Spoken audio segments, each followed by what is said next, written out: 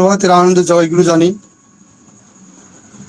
আজকে জাগরণী, সৈয়দপুর জাগরণীর যে লিঙ্কটা, সত্যি কি বলবো, ঠাকুরের কথা বলার আগে একটু বলে নিচ্ছি যে এত সুন্দরভাবে সঞ্চালন মহাশয় এবং যে মায়েরা সঙ্গীত করলেন, আমার দাদা যে ঠাকুরের ছড়ার গানের মধ্যে দিয়ে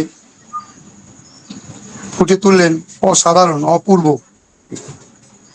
যাই হোক, আমি পরম পিতার কাছে প্রার্থনা নিবেদন করি তাদের মঙ্গল হোক।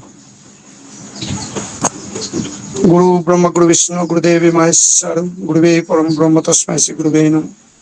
পরমাত্মা জগজ্জননী শ্রী শ্রী বর্মা, শ্রী শ্রী বরদান, শ্রী শ্রী আচার্যদেব ঠাকুর পরিবারের রাতরাঙা আচরণের প্রণাম নিবেদন।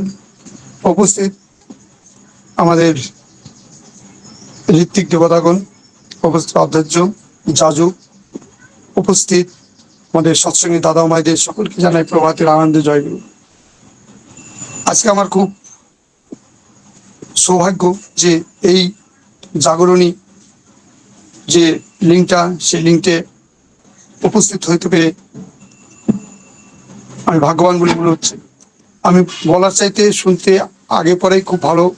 আমি যেখানেই লিঙ্কে থাকি না কেন, যতক্ষণ থাকে মনোযোগ সহকারে আমি শ্রবণ করি। আমাদের এই লিঙ্কে রামচন্দ্রের কথা উল্লেখ করা আছে যে আমরা রামচন্দ্রের সময় দেখেছি যে একটা সাধারণ কাঠবিড়ালি, সে সাধারণ নয়। আমরা যে কোনো উপমায় দিতে গেলে সেই কাঠবিড়ালির, ক্ষুদ্রতম কাঠবিড়ালির কথাটা উল্লেখ হয়ে যায়। তাহলে সেই কাঠবিড়াল কত প্রভুভক্ত ছিলেন যে তার সামান্যটুকু যে পরিশ্রম তার উপর নিবেদন করেছিলেন, তার জন্য আমরা সেই কথাগুলো তুলে ধরি। আজকে আমাদের পরম দয়াল শ্রী শ্রী ঠাকুর, তার যে বংশ পরম্পরা, তার যে রেত শৈলের সত্য থেকে তার যে বংশ পরম্পরার মধ্য দিয়ে লীলা করে চলেছে। আজ পূজনীয় অবিন দাদা, সেই অবিন দাদার 22 বছর বয়সে তিনি অলৌকিক ঘটনাগুলো ঘটিয়ে চলেছেন।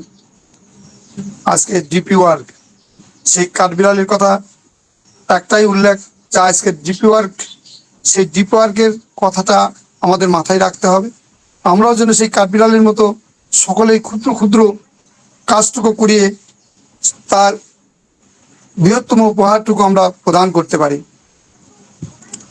বছর 2 হয়ে যাবে যখন এই ডিপি ওয়ার্কের কাজ প্রথম শুরু হয়, তখন আসামের কিছু গুরু ভাই ঠাকুর বাড়িতে এসেছিলেন, আমাদের পূজনীয় পৌরাণিমা। তাদেরকে বলেছিলেন যে আমার অবিনের কি একটু বিশ্রামের ব্যবস্থা করা যায় না? সে আহার নিদ্রা সব ত্যাগ করে দিয়েছে, কারণ তারা যে সবসময় আমাদের জন্য ভাবছে, আমরা কিভাবে ভালো থাকবো, আমরা কিভাবে ঠিক সঠিকভাবে চলবো, সর্বদাই আমাদের কথার মধ্য দিয়ে, আমাদের প্রেরণার মধ্য দিয়ে আমাদের উৎসাহী করে তুলেছেন। সেই কাজটুকু যদি আমরা সহজেই করে দিতে পারি, তাহলেই সে শান্তি পাবে, একটু আরাম পাবে। সেদিনকে আমি উপস্থিত ছিলাম। সেই কথাগুলো শোনার পরে আমাদের এখানে যে ডিপি ওয়ার্ক দ্রুত হারে হয়েছিল, হচ্ছে, এখনো হচ্ছে। আমরা ঠাকুর বাড়ি গেলে এই যে নিত্য নতুন প্রেরণা, আচার্য সঙ্গ করলে নিত্য নতুন যে আমাদের দুঃখ বেদনার কথা তার প্রভু রাতরাঙাচরণে যে নিবেদন করছে, সেই নিবেদনগুলো আমরা যখন শুনছি, হয়তো আমার বাড়ির বা আমার ব্যক্তিগত কোনো কিছুর জন্য আমি নিবেদন করতে যাচ্ছি, নিবেদন করব ভেবেছি, সেই লাইনে বা পাশে দাঁড়িয়ে আছি, দেখা গেল আমার যে নিবেদনটা অন্য মানুষ সেই একই নিবেদন করছে। তাহলে সেই নিবেদনের যে উত্তরটা দিয়ে দিলেন, তাই আমার কিন্তু সেই নিবেদন আমি পেয়ে গেলাম উত্তরটা। তাই আমি আমার কোনো আবার লাইন দাঁড়িয়ে বা প্রভুর কাছে আবার সেই নিবেদন করে তাকে কষ্ট দেওয়া উচিত নয়। তা আমরা সবাই বুঝি যে কি করলে প্রভু ভালো থাকবেন, সেই বুঝটুকু যদি আমরা মানে ব্যবহার করি, তাহলে কিন্তু অত লাইনের প্রয়োজন হয় না। আমরা ঠাকুর বাড়ি গেলে ঠাকুরকে কিভাবে শান্তি দিতে পারবো, আচার্যদেবকে কিভাবে খুশি করতে পারবো, সেই প্রেরণা আমাদের মধ্যে সকলের মধ্যে যদি জেগে যায়, তাহলেই তারা অনেক অনেক শান্তিতে থাকতে পারবেন। তা আমরা কি জন্য কষ্ট করছি? আমরা তার যে নির্দেশগুলো আসে, সে নির্দেশগুলো আমরা মানতে পারি না, সেই নির্দেশগুলো ঠিকমতো পালন করতে পারি না, ঠিকমতো মাথায় নিয়ে চলতে পারি না, তার নির্দেশগুলো জায়গায় জায়গায় পৌঁছাতে পারি না। সেই জন্য কিন্তু আমাদের ভিতরে দুঃখ, দুর্দশা, কষ্ট। আচার্যদেব এই কয়েকদিন আগে গিয়েছিলাম, বা এই যে কয়েকদিন আগে যে আগমনী উৎসবটা হয়েছে, আমরা যে লিঙ্কে আছি তার মধ্যে অনেকেই আগমনী উৎসবে গিয়েছিলেন। প্রতি বছর যে আগমনী উৎসবটা দিন দিন আরো আরো উন্নত হয়ে যাচ্ছে, আরো আরো তোর। এবার যে আগমনী উৎসবটা হয়েছে, মানে কি বলবো, ভাষায় প্রকাশ করা যাবে না। আর সামনে যে একটা শততম আমাদের যে সৎসঙ্গীর 100তম যে এই কি ট্রাস্ট, মানে একটা ধর্মীয় একটা সে যে রেজিস্ট্রেশন, সেই পরিপূর্ণ হতে চলেছে। তার জন্য যে 19-20 উৎসব হয়তো বৃহত্তম উৎসবে পরিণত হয়ে যায়। এমনিতে যে অনুষ্ঠানই হোক না কেন অনেক অনেক বড় হয়, আর এটাও আরো আরো তোর হবে। তার জন্য অনেক প্রস্তুতি। আমরা সকলেই যাব। ঠাকুর বাড়ি গেলে কি হয়? ঠাকুর বাড়ি গেলে আমার যে জ্বালা যন্ত্রণা, আমার যে বাড়ির যে ভাবমূর্তি, যেটা আমরা মায়া জালে আবদ্ধ হয়ে আমরা ঠিক মতো চলতে পারি না, ওখানে গিয়ে যে আচার্যদেব সঙ্গ করলে, আচার্যদেবের কাছে যদি বসি, তাহলে ভাব বিনিময় তাদের মধ্যে যে হয়, সেটুকু যদি আমরা গেঁথে নিয়ে আসতে পারি, তাহলে আমরা অনেকদিন ভালো থাকতে পারি। যারা দীক্ষা নিয়েছেন বছরে একবার হলেও ঠাকুর বাড়ি যাবেন। যারা পাঞ্জাধারী কর্মী তাদের তো 4বার যেতেই হয়। তাই এই যে যাওয়া আসার মধ্য দিয়ে যে আমাদের যে আরো আরোতর আকর্ষণ বাড়ে, এটা কিন্তু যে গিয়েছেন সে অবশ্যই বুঝতে পারেন। দেখুন, আমরা যদি আমাদের আত্মীয়তা, দেখেন নিকটতম আত্মীয়তা যদি একে অপরের উপর যাতায়াত না থাকে, তাহলে অনেক দূর হয়ে যায়। আর দূরের আত্মীয়তা যদি ফোনের মাধ্যমে হোক বা বছরে একবার আসা যাওয়া হোক, যদি চলাচল থাকে, তাহলে অনেক নিকটতম হয়ে যায়। সেরকম আমরা ঠাকুর বাড়ি যত যাব, তত আমাদের আকর্ষণ বাড়বে, আমরা তত ঠাকুরময় হয়ে চলতে পারবো। তাহলে সেই ঠাকুর আচার্যদেব বারবার বলেন, যারাই যাবেন বলেন, যত পারেন আপনাদের বাড়িতে আসবেন। তারা যে বলেন যে আমাদের বাড়ি, সত্যি তো আমাদের বাড়ি, আমরা যেখানে সংসার করছি সেটা আমাদের বাড়ি নয়, আমাদের মূল বাড়ি ঠাকুর বাড়ি। সে মূল বাড়িটাই আমরা সেই অবহেলা করে চলি। সেই মূল বাড়িতে আমরা যতক্ষণ থাকবো, ততক্ষণই দেখবেন যে কত ভালো লাগে, কত মন, কত আনন্দ। সবার সাথে দেখা হলেই জয়গুরু, সবার সাথে ভাব বিনিময়, এই যে সকালবেলা বিকালবেলা প্রার্থনার সময় কত আনন্দ অনুভব করা যায়। ঠাকুরের কথা বলার শেষ নেই। ঠাকুরের কথা বলতে যদিও না পারা যায়, তার বললে শুরু করলে শেষ নেই। তার যে জন্মলীলা থেকে এই যতদিন ধরাধামে ছিলেন, অনেক অনেক নীলা, অন্য যেরকম উপমায় দিয়ে করতে হয়, কিন্তু ঠাকুরের উপমায়ের প্রয়োজন নাই। তার নীলা খেলার যে কথাগুলো, এটা তুললে পারেই অনেক দিকে পৌঁছানো যায়। ঠাকুর আমাদের যে এই যে ভাদ্র পরিক্রমা, আজকে ভাদ্র পরিক্রমা দেখেন প্রত্যেকটা জায়গায় প্রতিদিন একটা করে না, প্রতিদিন সকাল সন্ধ্যা এবং দুপুরেও হচ্ছে। এই যে আমি গতকালকে একজনকে বললাম যে আপনি বৃহস্পতিবার দিন অনলাইনে ইষ্টপ্রসঙ্গ করবেন। দাদা, এই যে ভাদ্র মাসটা একটু ওই করলেই ভালো হয়, কারণ সকালবেলা আমার আছে, দুপুরবেলাও আছে, আবার রাত্রেও আছে। তাহলে এই যে সকাল দুপুর রাত্রে ঠাকুর নিয়ে চলা ভাদ্র পরিক্রমা, তার আগে গেল শ্রাবণ পরিক্রমা বড়মার জন্মদিন উপলক্ষে। এই যে 2টো মাস কি সুন্দর, প্রত্যেকটা বাড়িতে বাড়িতে আমরা সৎসঙ্গ করে বেড়াচ্ছি, তার সঙ্গে আমাদের ডিপি ওয়ার্কের কাজটা হয়ে যাচ্ছে, কত সহজ। এই যে হারানো ব্যক্তি গুলো আমরা পাচ্ছি। যাক, সময় শেষের মধ্যে মনে হয় আমি সংক্ষিপ্ত একটা কথা বলবো।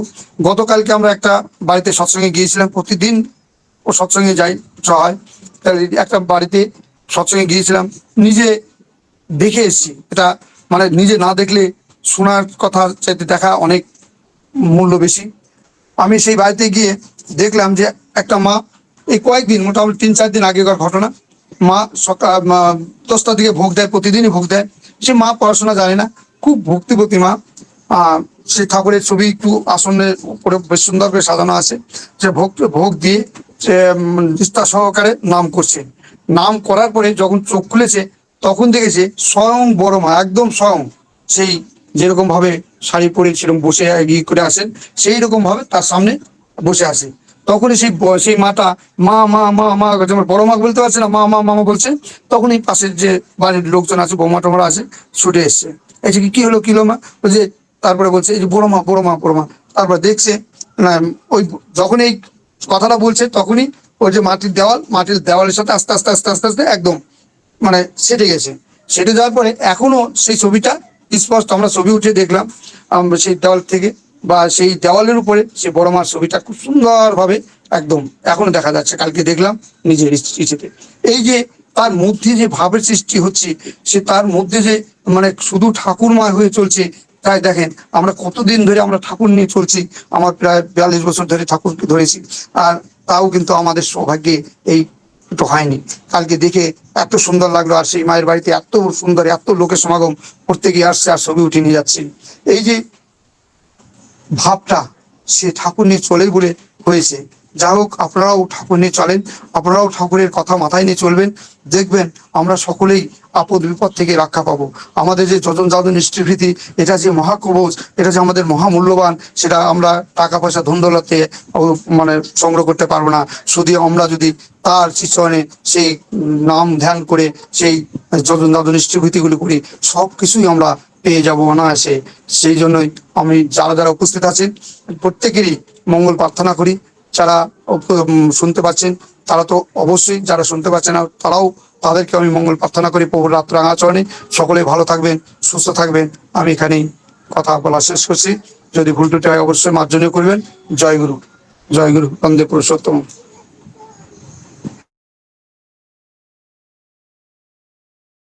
জয় গুরু দাদা, শেষ করে দিলেন, আরেকটু শুনলে হলে ভালো হতো। যাই হোক, আচ্ছা আচ্ছা, মানে 1.5 ঘন্টা তো না না, আরেকটু আরেকটু বলুন, ডিপির কথা বলুন, আর ডিপি ওয়ার্কের কথা একটু, আমাদের এখানে আচ্ছা 1 ঘন্টা 40 একটু বলুন। ঠিক আছে ঠিক আছে ঠিক আছে ঠিক আছে ঠিক আছে। আরো মোটামুটি 7টা 10 পর্যন্ত করবো। আপনি 7টা, এখন তো 6টা 52 বাজে, আপনি 7টা 5 অব্দি করুন না, 5-7 অব্দি করুন। আচ্ছা আচ্ছা ঠিক আছে ঠিক আছে ঠিক আছে। জয় গুরু, জয় গুরু। যাই হোক, খুব ভালো লাগলো। আমি ভেবেছি হয়তো 1.5 ঘন্টা 50 শেষ করতে হয়। যাই হোক, আমি একটু সময় পেয়েছি, আমার জীবনীগুলো একটু তুলে ধরতে পারবো।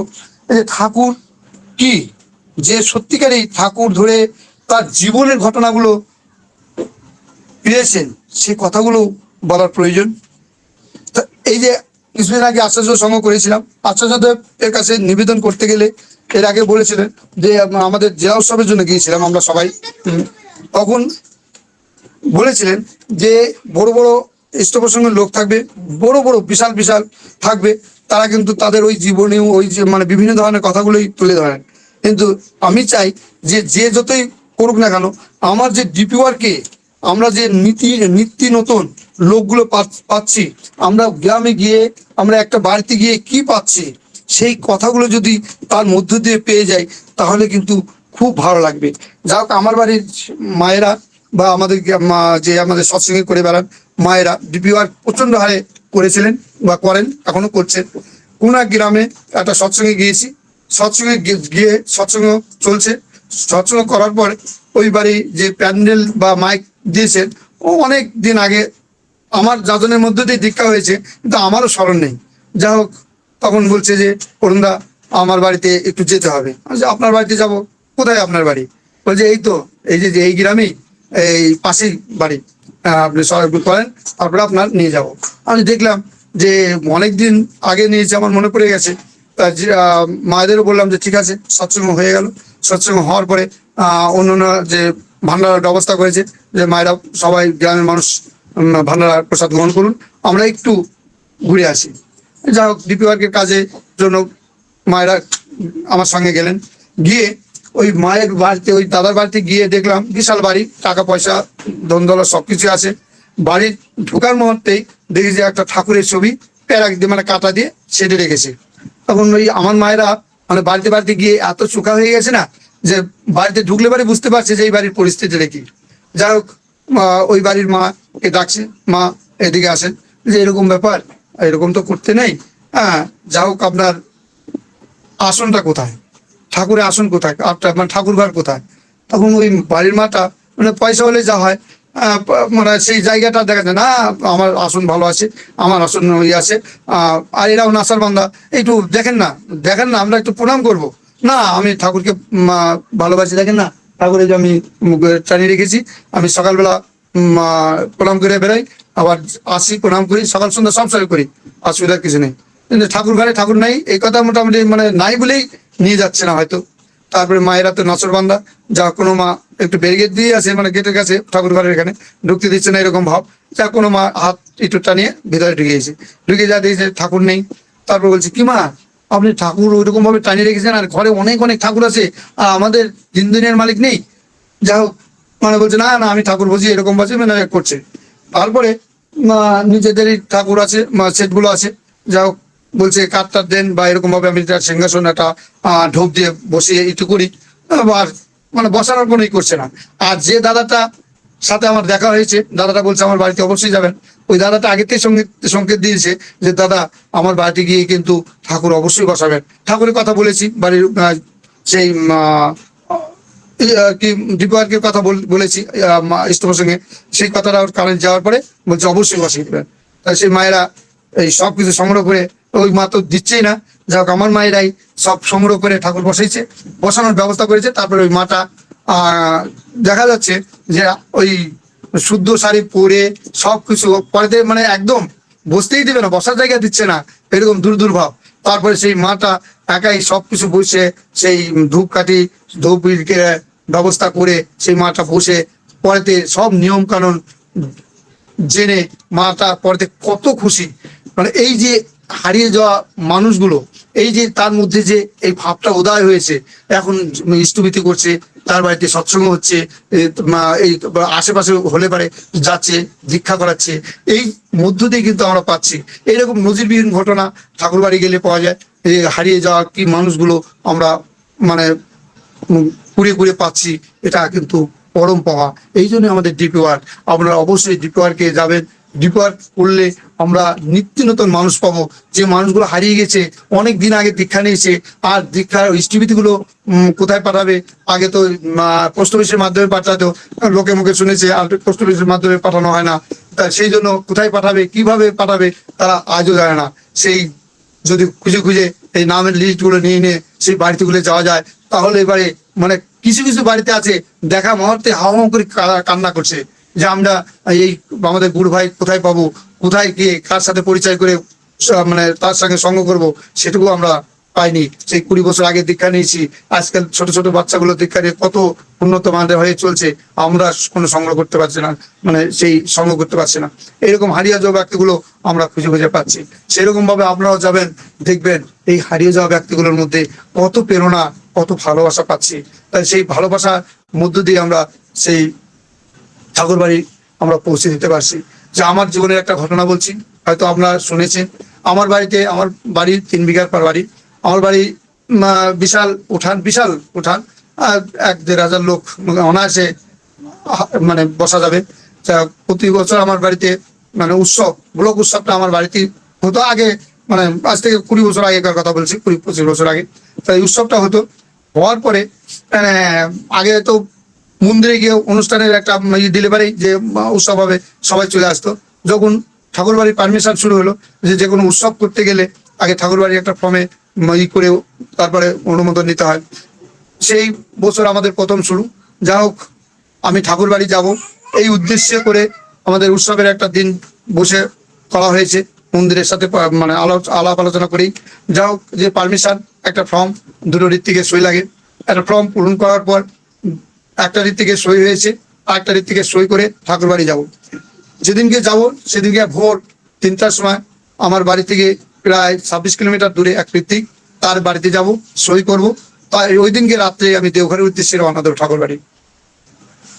যা হোক, যখন আমি আমার বাড়ি থেকে একটা গাড়ি, মানে এটা বলে ম্যাক্সিতে উঠেছি, উঠে আমার বাড়ি থেকে প্রায় কত 10 কিলোমিটার 11 কিলোমিটার যাওয়ার পর মানে আমার বাড়িতে যখন গাড়িতে উঠেছি তখনই গাড়িতে একটা বিকট শব্দ হচ্ছে, গাড়িতে এত প্যাসেঞ্জার, আমি দাঁড়িয়ে আছি, রড ধরে দাঁড়িয়ে আছি, অনেক ভর্তি প্যাসেঞ্জার মালদা টাউন থেকে আসে, অনেক দূরে যায়। সেই প্রথম গাড়িটাতে উঠেছি, উঠে দাঁড়িয়ে আছি।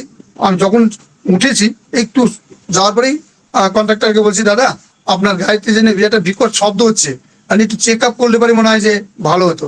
তখন এই যে প্যাসেঞ্জার গুলো আছে, ওই দাদারা বলছে, না দাদা ওই মালদা টাউন থেকে যখনই গাড়ি ছাড়ে না তখনই এই শব্দটা হচ্ছে, আমরাও বলেছিলাম। তা ঠিক আছে, যদি এরকম শব্দ থাকে তো ভালো। তাই যখন এই 10 কিলোমিটার 12 কিলোমিটার যাওয়ার পর গাড়িটা 3 পাল্টি হওয়ার পর তিনজন স্পট ডেড, একদম তিনজন স্পট ডেড, মানে সবাই ক্ষত বিক্ষত হয়ে আছে। আমার মনে হয় দিন দুনিয়ার মালিক আমাকে একদম মানে ওদের গায়ের উপরে সুন্দরভাবে আমি বসে আছি, আমার একটুকু কোনো আঘাত লাগেনি। আর যে পাল্টি খেয়েছে সে ভাবটা আমার মধ্যে জাগ্রত হয়নি, আমার মানে কোনোই হয়নি। যে শব্দটা হয়ে মানে বিগত কান্না পায় চিৎকার, তখন আমি সেই ড্রাইভার পালিয়ে গেছে। ড্রাইভার এখানে একটা রড থাকে, জ্যাক রড, সেই রড দিয়ে আমি সামনের কাজ ভেঙে বেরিয়ে, তখন অন্ধকার রাত, চোর ডাকাতের সময়, তখন প্রচুর চোর ডাকাতের আমদানি ছিল, গরু চোর বলে আমাদের গ্রাম এলাকায় গরু চুরি হতো। তখন সেই ওই অন্ধকার ভোর রাত্রে এই শব্দ শুনে গ্রাম দূর দূরান্ত থেকে ছুটে আসছে, আর আমি ওই কাজ ভেঙে সবাইকে বাইর করছি। বাইর করার পর দেখে যে গাড়ির মধ্যে 3জন মৃত হয়ে গেছে। তথাপি কিন্তু আমি বাড়ি আসিনি, ওই আবার 1 কিলোমিটার হেঁটে অন্য গাড়িতে করে সেই ঋত্বিকদার বাড়িতে গেছি। ঋত্বিকদার বাড়িতে গিয়ে পৌঁছে সব কথাগুলো পড়ার পর তার যে সহধর্মিণী আছে, সে আমার একটা লোহা পুড়ে এক গ্লাস জল খাওয়ায়ে সে বাড়িতে ভান্ডারের ব্যবস্থা করে খাওয়া দাওয়া করে তারপর বাড়িতে এসেছি। আবার সন্ধ্যার সময় আমি সেই দেওঘরের উদ্দেশ্যে রওনা দিয়েছি। এই যে দেওঘরে গিয়ে যখন নিবেদন করলাম, তখন তিনি বলেছিলেন যে এত কষ্টের মধ্যে আসার কোনো প্রয়োজন ছিল না। তাহলে তাও কিন্তু দেখেন যোজন যাজন নিষ্ঠৃতিটা এই জন্যই বলছি যে অকাল মৃত্যু থেকে রক্ষা করে, বিপদের হাত থেকে আগে থেকে সংকেত দেয়। আমার কিন্তু সংকেত দিয়েছিল, কিন্তু তথাপি ওই গাড়িতে ছিলাম। তা যে শব্দ হচ্ছে যদি নেমে যাও, এরকম ভাবটা হয়তো আমার ভালো ছিল। যা হোক, আমার দিন দুনিয়ার মালিক তিনি রক্ষা করেছেন। এরকম সকলেই রক্ষা পাবেন, আপনারাও পাবেন। আপনারাও ঈশ্বরকে মাথায় নিয়ে চলবেন। আমরা দিন দুনিয়ার মালিক পেয়েছি, আমাদের কোনো ভয় নেই, আমাদের কোনো, আমরা যে সেই তারই সন্তান, আমরা যে কাপুরুষ নয়। আমরা সকলেই এই ঠাকুরকে মাথায় নিয়ে চলবো। মায়েরা ঠাকুরকে মাথায় নিয়ে চলবেন, দেখবেন বাড়ির শান্তি অবশ্যই তিনি দান করবেন। আমি আমার সময় শেষ, আমি সকলেরই মঙ্গল প্রার্থনা করে আমাকে অবশ্যই ভুল ত্রুটি মার্জনা করে তুলবেন। আগামী সোমবারে আবার ঠাকুর বাড়ি যাবো। আমরা সকলেই ভালো থাকুন, সুস্থ থাকুন, এবং ঠাকুরের যে